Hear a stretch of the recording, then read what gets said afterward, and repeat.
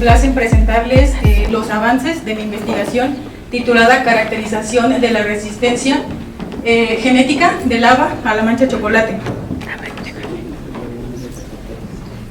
Para empezar, quisiera ponerles o plantearles la situación actual del haba en México. Existe un programa de mejoramiento genético que cuenta con una colección de 70 accesiones. De esto, cabe resaltar que 56 han sido genotipadas para conocer su variabilidad. Asimismo, se han hecho estudios de resistencia genética a un patógeno importante como lo es la roya, y también se han hecho investigación en la selección y mejoramiento en rendimiento. Esta es una imagen donde vemos la variabilidad que existe en estos genotipos, y esto cabe mencionarlo porque destaca que vamos a trabajar sobre estos genotipos en esta presente investigación. La importancia del haba a nivel mundial se está retomando debido a que se ha considerado como un cultivo poco explotado. Sin embargo, cuenta con las características nutricionales y de mejorador de suelo por su capacidad de proveer, 25% de proteína y fijar nitrógeno por la asociación con bacterias de género Rhizobium. Esto es fundamental para evitar degradar el suelo y el uso excesivo de productos químicos, y asimismo ayuda a diversificar los agroecosistemas para llevar a los países hacia la seguridad alimentaria. México es un país productor, contando junto con 60 países más. Sin embargo, él es considerado o se posiciona en el número 8 en haba en fresco y en el 21 en haba en seco. Esto destaca por la investigación, es decir, si se está retomando el cultivo como un cultivo emergente, es importante realizar la investigación pertinente para el desarrollo de variedades mejoradas. Sin embargo, al igual que muchos cultivos, se ve enfrentado o se ve mermada la producción y la calidad por diferentes factores abióticos y bióticos. En el caso del principal patógeno reportado actualmente es la mancha de chocolate, causada por 5 especies de género Botrytis. Principalmente la más devastadora es Botrytis faba, causando pérdidas del 30 al 80%, y esto se ve favorecido en una alta humedad relativa y una temperatura de 20 a 22 grados. Si bien el tema es enfocado a la resistencia genética, el día de hoy les voy a presentar avances enfocados en el capítulo 1 de mi investigación, que es la caracterización morfológica y genética del agente causal de la mancha de chocolate en los valles altos, que es la zona más importante de producción aquí en México. Así bien, se pretende estructurar un protocolo para el desarrollo y exploración de los aislados, analizar la variabilidad genética y evaluar la patogenicidad. El muestreo, como les menciono, se llevó a cabo en los valles altos de México, que comprenden Puebla, Tlaxcala y el Estado de México, durante el año 2023 y 2024 en ambas periodos o ciclos de cultivo. Para la evaluación morfológica, una vez que se obtuvieron estos aislados, se decidió evaluar en 4 diferentes medios de cultivo: B8 adicionado con nitrato de sodio, PDA y PDA adicionado con nitrato de sodio, para lo cual se evaluaron algunas variables enfocadas a las principales estructuras que produce este hongo como fuentes de mantenimiento o de resistencia. Para lo mismo se llevó a cabo las pruebas de patogenicidad para conocer si realmente estos organismos tenían la capacidad de causar e inducir la enfermedad principal que se trabaja en esta investigación, para lo cual se obtuvieron 4 plantas del genotipo 16 Icamex, las cuales fueron asperjadas con una concentración de 200.000 conidios por mililitro, y el grupo testigo se asperjó con agua destilada estéril. Posteriormente, estas fueron cubiertas con bolsas de plástico para aumentar la humedad relativa, y se mantuvieron en cámaras de crecimiento a 20 grados para el desarrollo del patógeno. Se inocularon 9 aislados y se evaluó esta siguiente escala de severidad para ver cómo se comportaban estos aislados en este genotipo. La caracterización molecular de las especies de botrytis se llevó a cabo, como se observa en este flujo de trabajo, resaltando que se amplificaron los genes HSP60, GAPDH y RPB2, adicional al ITS para determinar a qué género pertenecían estos aislados. Finalmente se llevó a cabo la secuenciación y el análisis bayesiano y de máxima verosimilitud para desarrollar el árbol filogenético y así saber de qué especies se encuentran distribuidas en estos valles altos. Los resultados que tenemos hasta el momento son los siguientes. Aquí en esta tabla les muestro los 18 aislados que fueron obtenidos de diferentes órganos y en diferentes zonas productoras de agua. Para la evaluación morfológica se tienen datos muy interesantes y contrastantes del crecimiento. Se agruparon en dos morfotipos distintos, uno con amplia cantidad de esclerosios y uno con amplia cantidad de conidios y conidióforos, lo cual pues nos ayuda a las evaluaciones de patogenicidad. Este es el crecimiento ideal que necesitamos. Sin embargo, tuvimos que hacer ciertas modificaciones para aumentar los conidios. Aquí en esta imagen, en la imagen B, se observan los conidios que forman el morfotipo 1, siendo más grandes que los del morfotipo 2, pero ambos pertenecen al género Botrytis. Para las evaluaciones en el número y tamaño de esclerosios en los diferentes medios de cultivo que les mencioné al principio, se observó que para el medio de cultivo B8 adicionado con nitrato de sodio al 2%, se obtuvo, interesantemente, más bien no se obtuvo la producción de esclerosios y siendo PDA el que mayor número de esclerosios forma. Para el tamaño de los esclerosios tenemos un comportamiento similar en el cual en medio PDA los esclerosios son más abundantes y más grandes comparados con el B8. Aquí les muestro una imagen ilustrativa de cómo estos se comportaron en las cajas de medio de cultivo y pues que se ve contrastante. También se evaluó el tamaño de los conidios, teniendo de igual forma dos comportamientos y donde los aislados pertenecientes al morfotipo 1 tienen tamaños de largo y ancho más grandes que los morfotipos los aislados, del morfotipo 2. Para las pruebas de patogenicidad los resultados también se mantienen similares, es decir, en el morfotipo 1 y en el morfotipo 2 nos muestran unas respuestas diferenciales, en el cual el morfotipo 1 tiene la capacidad de infectar y llegar a una escala 5, comparado con el morfotipo 2, el cual genera lesiones, sí, pero las lesiones no coalescen y se mantienen por largos periodos de tiempo latentes. Cabe mencionar que para ambos se hizo el realizamiento y en ambos se encuentra presente, por lo que nos dice que sí existe una reacción diferencial. Continuando con el análisis filogenético, tenemos que esto nos asegura que tenemos dos especies.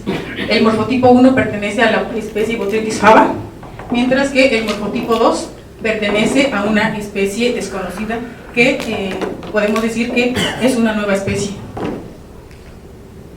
Y bueno, ya como conclusiones de esta parte de mi investigación, quiero compartir con ustedes que la caracterización morfológica indicó que existen diferencias en la morfología de Botrytis faba contra Botrytis sp.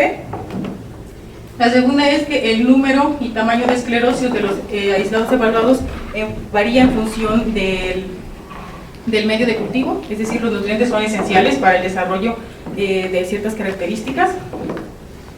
Que Botrytis faba y Botrytis sp inducen una respuesta diferencial en las plantas de haba, específicamente en el genotipo 16 y Camex. Y finalmente, podemos asegurar que mediante la reconstrucción filogenética se encuentran distribuidas dos especies en estas zonas de muestreo que pertenecen a los valles altos de México. Finalmente, quiero agradecer a la Secretaría de Ciencia, Humanidades, Tecnología e Innovación a los productores de haba de los valles altos y bueno, a cada persona, compañero que ha formado parte de esta investigación. Y bueno, todos ustedes esperando pues que esta investigación pueda contribuirles en algo de su conocimiento. Y asimismo espero que al finalizar los estudios de doctorado se pueda contribuir al desarrollo del cultivo de haba en los valles altos, que pues es una zona importante para nuestro país y esperemos que esté en creciente desarrollo. Muy buenos días, agradezco su amable asistencia a este evento. El día de hoy les voy a exponer sobre mi avance de investigación en el tema genética de la resistencia a roya de la hoja, Buccina y triticina, en cruzas interespecíficas con la variedad Cirno C2008. Presenta su servidora Erika Evelyn Ramírez Ramírez y mi consejo particular está constituido por los doctores Sergio Sandoval, Julio Huerta Espino, el doctor Eduardo Villaseñor Mir, la doctora Olga Gómez y el doctor Bello Guzmán Lazo.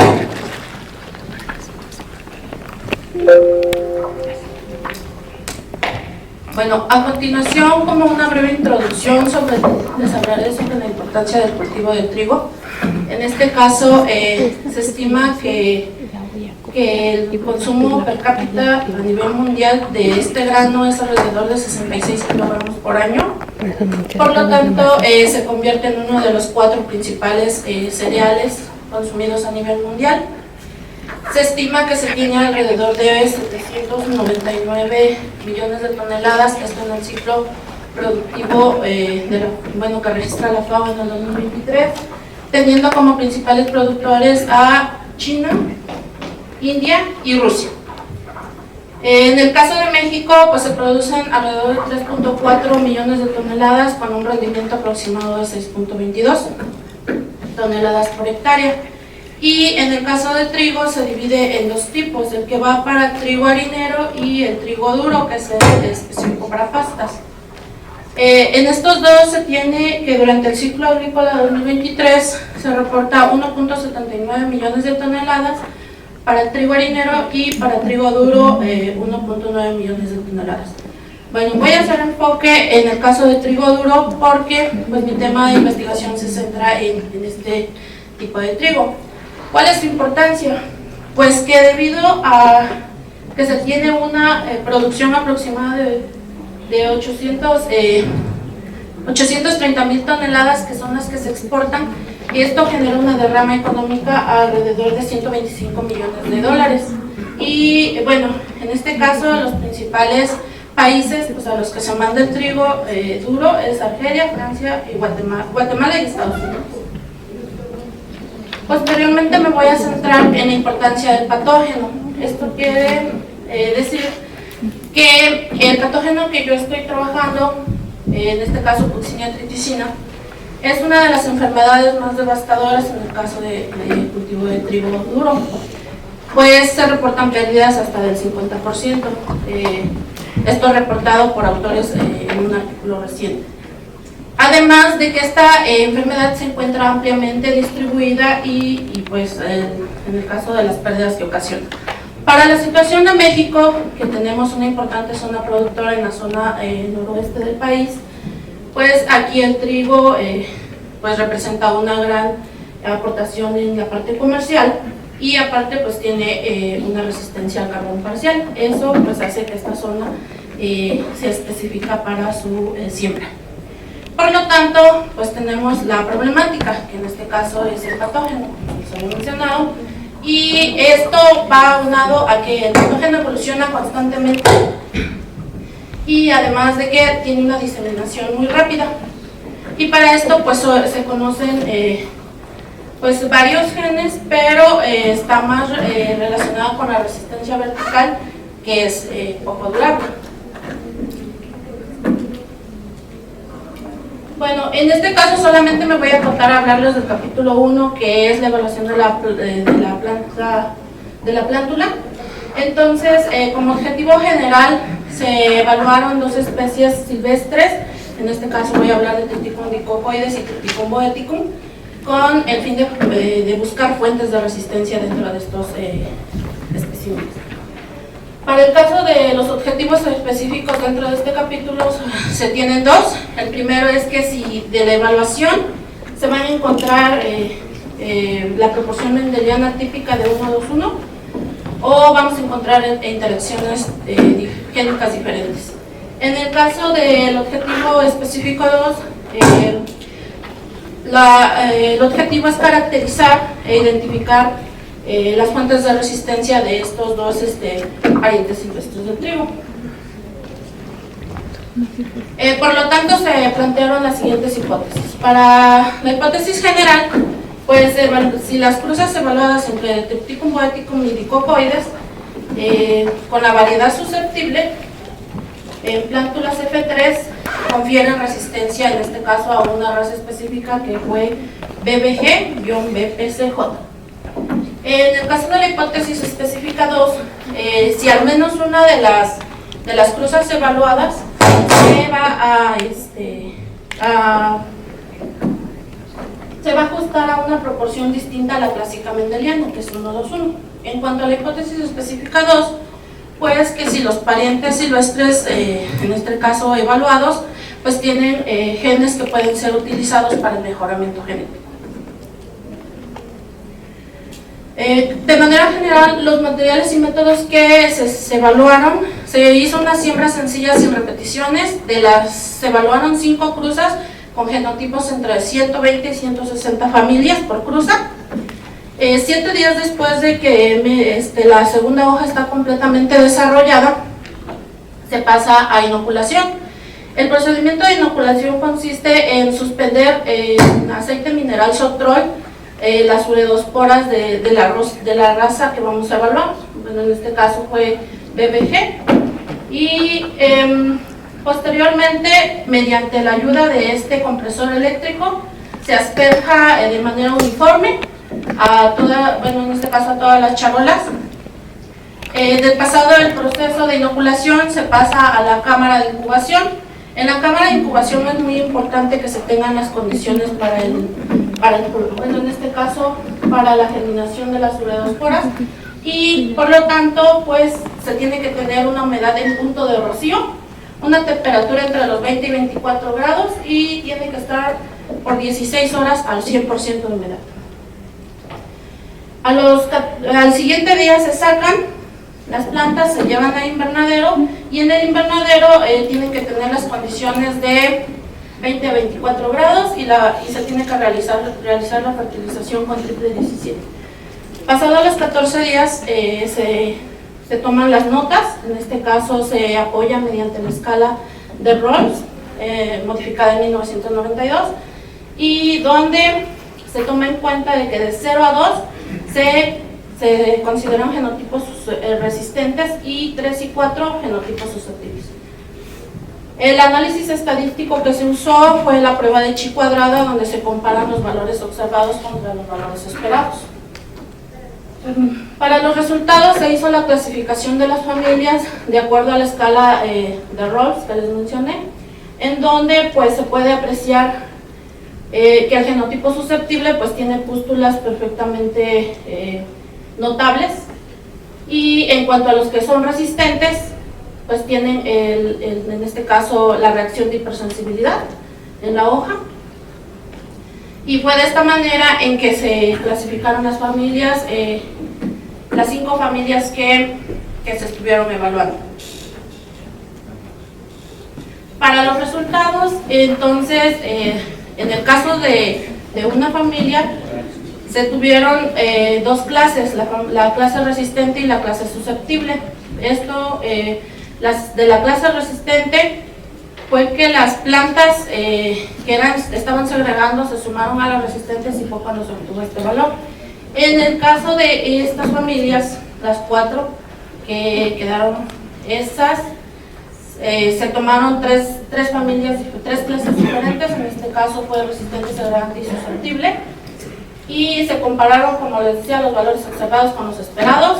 Se hizo la prueba, se toma de acuerdo a la regla de decisión, pues se obtuvo que en el caso de la cruza de Boeticum 65 con Cirno se ajustaba a la proporción fenotípica 13:3, que esto quiere decir que es para un gen dominante, un gen susceptible. En el caso de la de las 4 cruzas restantes, la proporción fue 1:2:1 y por lo tanto, pues estas solamente es para un gen.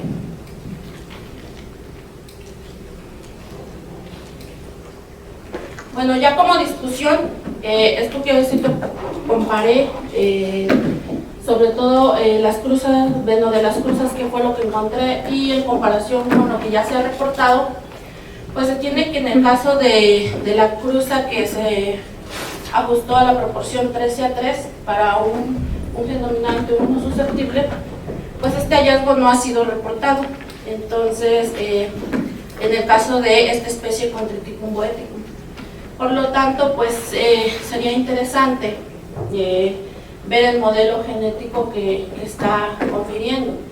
En el caso de las 4 cruzas de Triticum lycopoides y Triticum boeticum con Cirno, se ajustaron, pues como les decía, a la proporción 1:2:1, por lo tanto estas proporciones ya se han estudiado en otros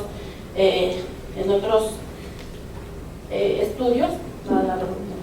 Entonces, pues se confirma, este autor Herrera y Rosell confirmaron que hay una existencia de herencia monogénica que se asocian al gen LR3.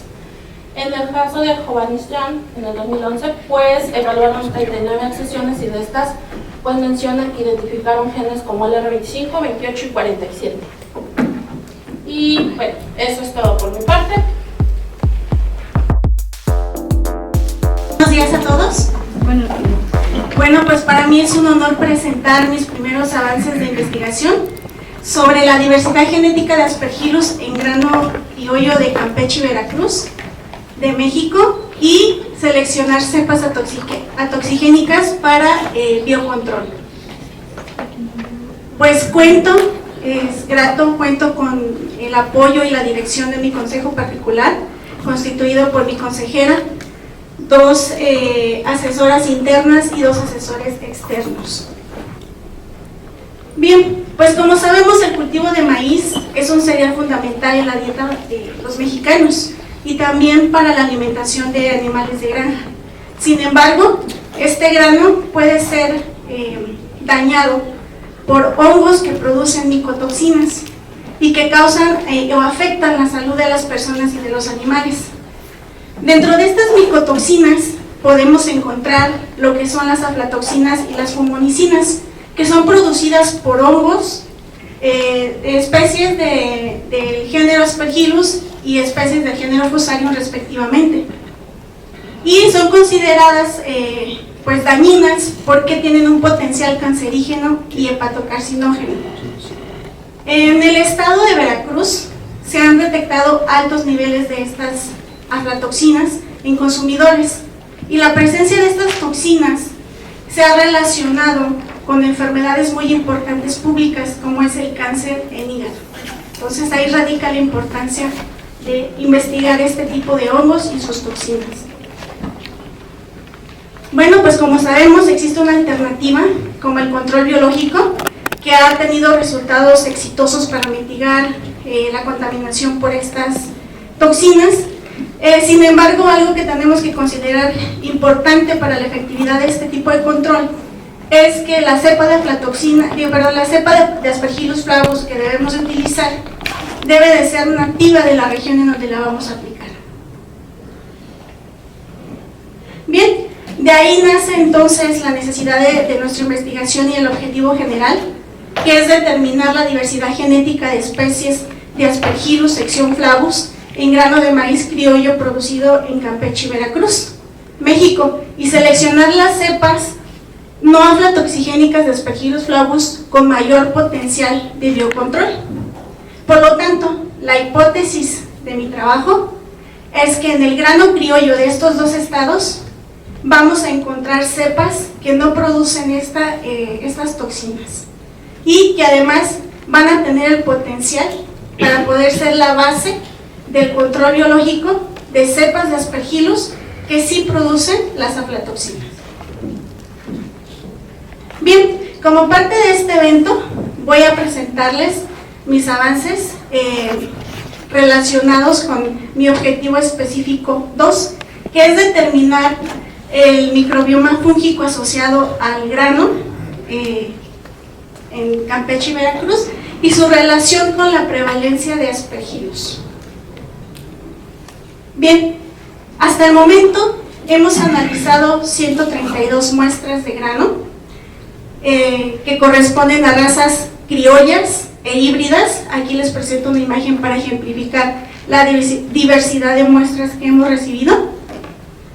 Estas semillas fueron colectadas por productores y técnicos del Programa Federal Producción para el Bienestar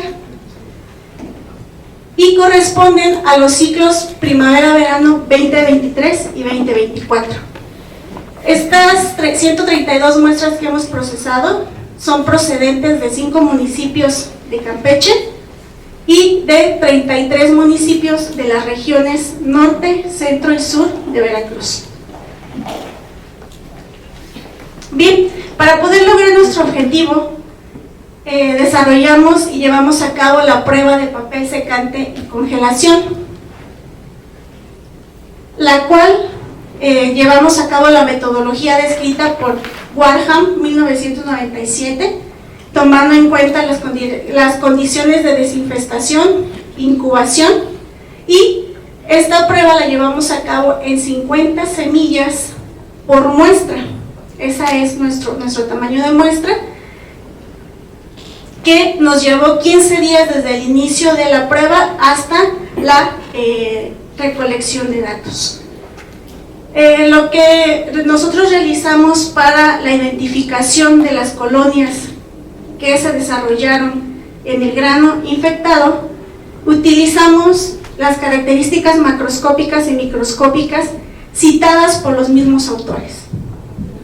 Aquellas colonias que presentaban las características típicas de Aspergillus, en particular Flavus y Parasiticus, fueron aisladas y purificadas en medio de cultivo para su posterior análisis.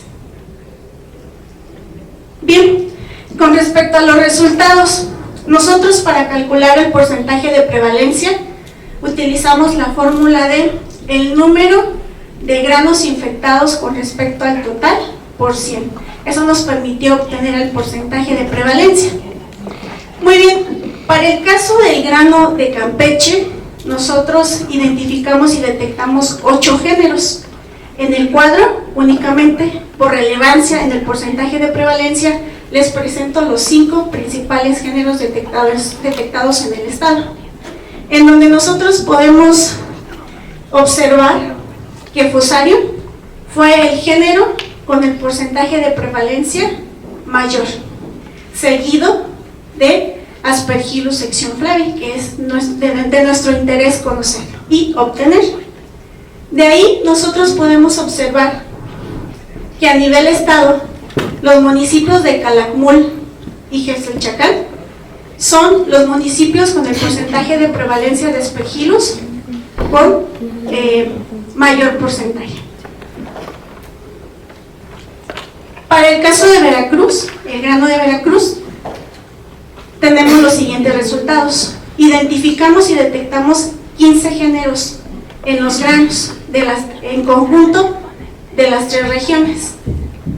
Ahí podemos observar que coincide la prevalencia de Fusarium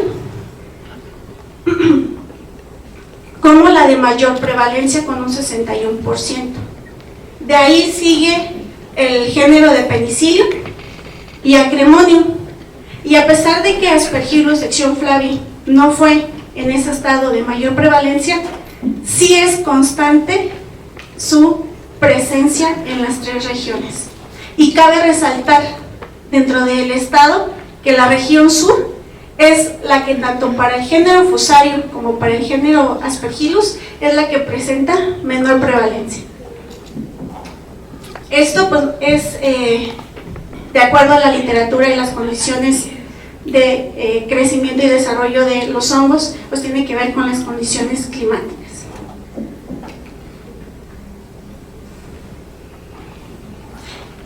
presento la siguiente diapositiva solo con interés ilustrativo para que puedan visualizar la evidencia que nosotros captamos de las características microscópicas de los diferentes géneros. Sabemos que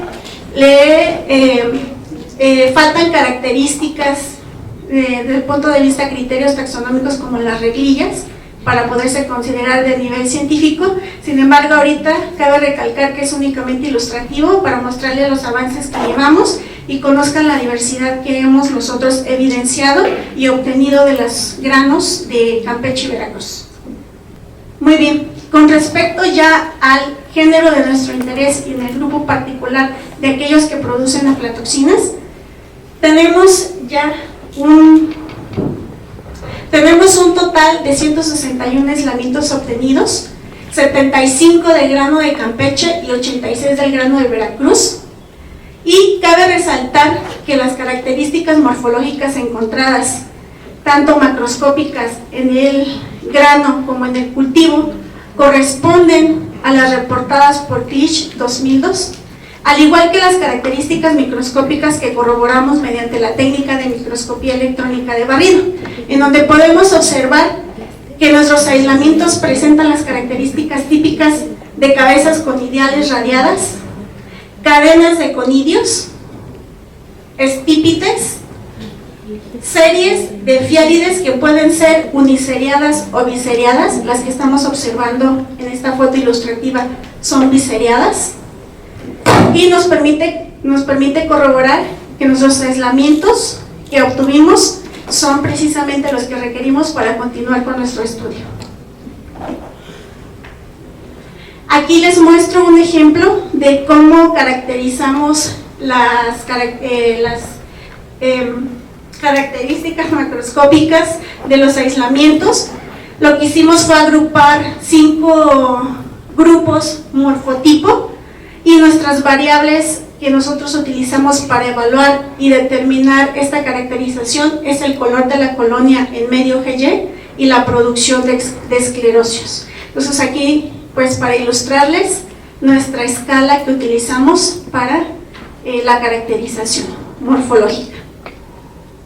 Y bueno, como conclusiones preliminares, pues comentarles que nuestro bioma fúngico asociado al grano de maíz de Campeche y Veracruz está conformado principalmente por especies de Fusarium, Aspergillus y Penicillium, que la prevalencia promedio de Aspergillus y Fusarium en grano fue de 8 y 57% respectivamente, y la detección de estos hongos es motivo de preocupación, como lo comenté al principio, debido a que ambos registran especies productoras de micotoxinas que pues afectan la salud de las personas y de los animales al consumir grano contaminado, y que actualmente contamos con una colección de 161 aislamientos de la sección Flavi para continuar con nuestro análisis de selección de cepas no aflatoxigénicas como parte de nuestro objetivo general del proyecto. Sin más, pues agradecer a los productores, a los técnicos por el apoyo en la colecta de las muestras, la logística, al CIMI por las instalaciones en donde podemos nosotros llevar a cabo las pruebas, a la Secretaría CECITI por la beca y al comité organizador por invitarme a mi primer evento de avances de investigación. Gracias. Muy buenas tardes a todos. Mi nombre de investigación es determinación del umbral de acción de Sphaerothera fructiferna en una variedad de grano de maíz en la Hacienda de Jalisco. Y primero que nada es comenzar con una pregunta, y es ¿cuándo aplica? Esta de aquí es una pregunta muy sencilla y hablamos muchas veces de cuándo.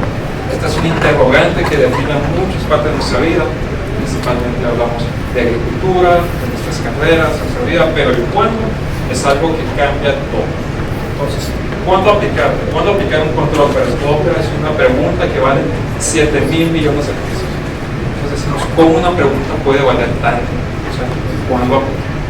Y la realidad es que en la Hacienda de Jalisco se puede perder alrededor del 56% solo por la acción de Sphaerothera. Estaríamos hablando de 7.000 millones de pesos solo por no saber cuándo aplicar.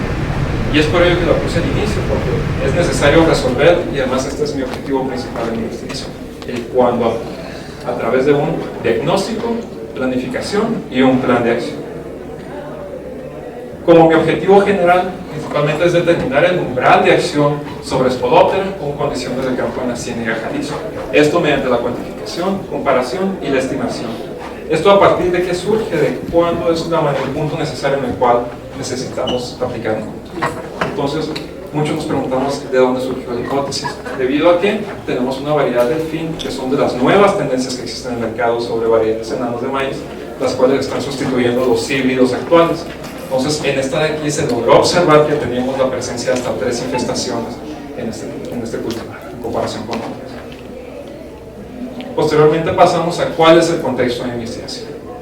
O sea, hay que surgir datos de dónde se hizo, y nada más como un dato clave, el 12.1% del PIB estatal agrícola pertenece a la región de la Sierra, ubicada en esta parte de aquí. Mi investigación se realizó en Tototlán, Jalisco, y uno de los datos más importantes, 58.8% del valor de la producción corresponde solamente a la producción de grano, que es a lo cual va enfocada la investigación. Aquí tenemos datos edafoclimáticos y además algo muy importante es que el ciclo agrícola ya es de manera temporal y comienza en inicios de abril. Además, ¿cuál es la variedad que se está evaluando y dónde? Tenemos aquí el cultivar que es delfín. Si lo comparamos con algunas otras variedades como híbridos típicos, que es antílope, que se utilizan ahí en la Ciénaga Jalisco, estaremos hablando de un híbrido de pote bajo, se le conoce como enano también, que mide alrededor de 1,75, que es un poco menos de tamaño que yo, comparado con híbridos que llegan a medir hasta 2 metros con 85, como la de aquí, que es convencionalmente. ¿Qué ventajas traen este nuevo tipo de híbridos y por qué los estamos evaluando? Porque al disminuir principalmente la carne, son mucho más eficientes en agua y además en espacio, que nos permite una mayor densidad de plantación. Punto importante, este mercado ha sido dominado principalmente por Bayer y Asgard, o sea, por las marcas de Asgard y de campo pertenecientes a. Además, ¿quién es nuestro enemigo? ¿Quién es la persona quién es el personaje que estamos evaluando aquí en la infestación? Es principalmente Spodoptera fructiferna, el cual causa daños directos e indirectos al maíz. Tenemos una alta preferencia por gramíneas y además un dato que falta un dato muy importante es que se disminuye el rendimiento hasta en un 56%. Algunos de los daños se realizan entre L1 y L6, entonces por eso la importancia de hacerlo. Y además recalcar cuál es la importancia de la investigación, falta definir dos cosas muy importantes, que es el umbral económico de daño y el umbral de acción. Y cuando hablamos de estos dos conceptos de investigación, hay que recalcar que fue definido principalmente en 1959 y este representa el nivel más bajo de infestación en el que el daño económico generado por la plaga es igual al costo de su control. ¿De qué estamos hablando? De un punto de equilibrio. El daño causado por la plaga es igual al daño causado por el control, entonces estamos hablando que no se gana ni se pierde. Y en el caso del umbral de acción, es el valor práctico que indica el momento en el cual se debe aplicar una medida de control para evitar que la población de la plaga supere el umbral económico de daño. O sea, ¿de qué estamos hablando? El momento, en este caso, porcentajes. O sea, ¿en qué porcentaje debe haber de la plaga en mi cultivo para que yo haga un plan de acción de control? ¿Qué quiere decir? Que si yo aplico después, pierdo dinero; si aplico antes, pierdo dinero. Entonces, dejando esto en claro en el contexto de mi investigación, vamos a hablar sobre los materiales y métodos. La siembra se realizó la variedad delfín el 27 de junio con una densidad de 92.000 plantas por hectárea, y para el diseño experimental se utilizaron bloques al azar con 6 niveles de infestación diferentes, y además se asoció con la cala de daño foliar de Toffer y Fallet. Además, cada tratamiento tuvo 3 repeticiones y se utilizó como 400 plantas nuestro parcela útil. Eso fue en un total de alrededor de media hectárea. Para los tratamientos, aquí los tenemos del T1 hasta el T6, el T7 es nuestro testigo con infestación natural, y aquí tuvimos una infestación que va del 0.2% hasta el 5.10% y así sucesivamente. Esta de aquí es la escala visual que se utilizó de daño foliar. La infestación se realizó con larvas en los primeros estares entre L1 y L2 el 25 de julio de 2024, y el material entomológico provino aquí del Colegio de Botánicos. Además, realicé 45 encuestas líneas bases, que este de aquí nos ayudó a conseguir y saber, por ejemplo, cuánto es lo que le cuesta a los productores saber lo que controlan, o sea, qué productos utilizan, qué equipos, cuándo lo realizan, qué tecnologías utilizan, y además recuperar información y así tener un consenso general de cuánto es el costo de control. Pasado a esto, vamos a tener 3 fases de resultados y discusión, y me gustaría comenzar con la primera fase. Este de aquí es el resultado de los tratamientos de infestación promedio que van del 2.5, 4.9. Este de aquí son promedios, ya que se realizaron evaluaciones previas a los 20, 40 y 60 días después de la infestación. Aquí tenemos cuáles son los resultados del rendimiento en kilogramos. Entonces, como podemos ver, a mayor es la infestación, menor es el rendimiento. Y aquí tenemos una columna en la cual se va describiendo en comparación con el primer tratamiento cuántos kilogramos se van perdiendo de acuerdo a la infestación. Tomando entonces esto en cuenta, nos pasamos a la fase número 2, que en realidad viene siendo los resultados de nuestra encuesta de línea base, por lo cual se encontró en el consenso de todas las encuestas que el control fue totalmente químico, asciende a 2.351 pesos por año. Cabe señalar que este aquí representa el 6.3% de los costos de producción en el CNA Jalisco. Entonces, para seguir con la parte de investigación, quise hacer una conversión. Ya tenemos 3 partes y para ello el cálculo de umbral de acción se consideró que si el costo de control es 2.351, lo convertiríamos a kilos utilizando la base del 10 de diciembre al costo del maíz, que son 2.563 pesos. ¿Qué quiere decir? Que tenemos una pérdida de 424.9 kilómetros. Entonces, en esa parte ya tenemos todos los datos y todos los antecedentes, pero aún no podemos responder la parte de cuándo aplicar. Y para ello pasamos a la fase 3, que fue el diseño de un modelo cuadrático no lineal. Entonces utilizamos el modelo cuadrático no lineal que utilizamos, por ejemplo, en la secundaria, algunos recordarán sus clases de álgebra. Y lo que hice aquí fue hacer y diseñar un modelo de mínimos cuadrados que se ajuste a mi modelo de infestación y reducción de rendimiento. Entonces, este modelo se desarrolló mediante matrices y programación en R, entonces obtuve la siguiente fórmula: 0.3575x cuadrado más 28.81 de x menos 44.96, y obtuve un modelo de coeficiente de determinación de 0.994, lo cual es un muy buen ajuste. Una vez tomando esto en cuenta, lo único que hice fue calcular el umbral de acción despejando Y. Entonces, Y lo voy a sustituir por el costo que viene siendo de acción, el costo de control, perdón, en kilogramos, que en este caso es de 424.9, utilizando el modelo cuadrático. Entonces tenemos dos opciones, que es X1, que representa 14.5%, y X2, que es de la 95.1%. Una vez aunado a eso, tenemos que el resultado 1, que es de X2, es de 95.1, para ser negativo no tiene sentido biológico, y por lo tanto nos quedamos con el 14.58%. Si lo convertimos a kilogramos, estaríamos hablando que es cuando se alcanzan los 424.9, sería el punto de equilibrio fuerte marino. Y esto indica que la pérdida económica de 2.351 pesos, o sea, el costo de control hecho ahí en la CNA Jalisco, se alcanza cuando existe un 14.58% de infestación. Entonces a eso llamo de cuándo aplicar. Si ya lo queremos ver de una manera mucho más gráfica, aquí tenemos la relación entre el nivel de infestación y entre la reducción de rendimiento. Estos de aquí son los puntos que yo tuve alrededor de los niveles de infestación, de manera mayor. Este de aquí es la ecuación que desarrollé, que es este de aquí. Entonces, lo único que utilizamos fue encontrar el punto de intersección entre los 429.9 kilogramos y fue en el 14.5%, o sea, ese nivel de infestación. Y no queda más que nada que agradecerles por su atención, agradecerle a mi consejo particular, al doctor Néstor Bautista, al maestro Jorge Valdés, al doctor Omar Hernández, agradecerles también a la iniciativa privada que fue Bayer de México por su apoyo y patrocinio parte de la investigación, y además dejar claro de que parte de lo que hacemos en la agricultura no simplemente es definir, tampoco es crear nuevos caminos, sino podemos decir que es cuándo lo hacemos.